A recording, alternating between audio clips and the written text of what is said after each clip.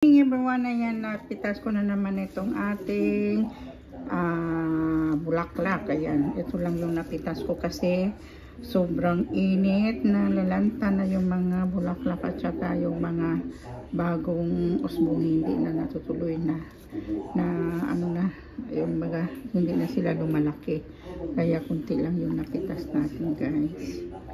Pero thanks pa rin, mayroon pa rin silang binibigay na flowers sa akin. Ayan,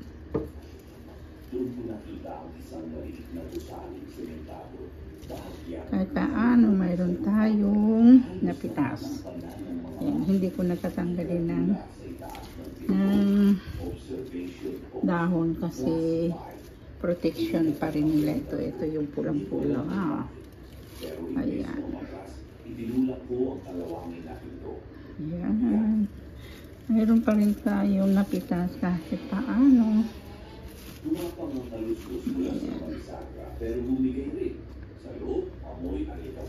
Ayan. Medyo ano pa rin sila. Ayan. Sa gitna nito, nakamarka ang buong isla. May mga label, quarantine zone, specimen container, power substation. Pero ang pinaka-nakakatindig balahibo, isang bahagi sa ilalim silangan at tinakpan ng itim na pintura.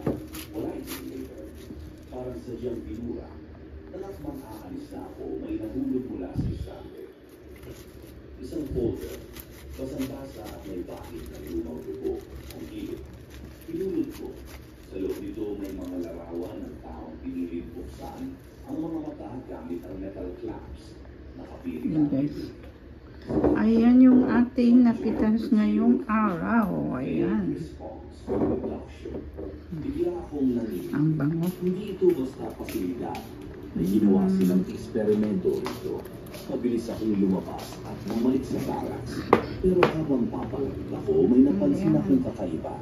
Bukas ang pinto. Sigurado akong sinara ko ito kanina. Tahimik akong lumapit. Hawak ang matulis na kahoy na pinutol ko kanina. Sumilip ako sa loob. Walang tao. Pero ang tuwalya kong nakalatag sa kama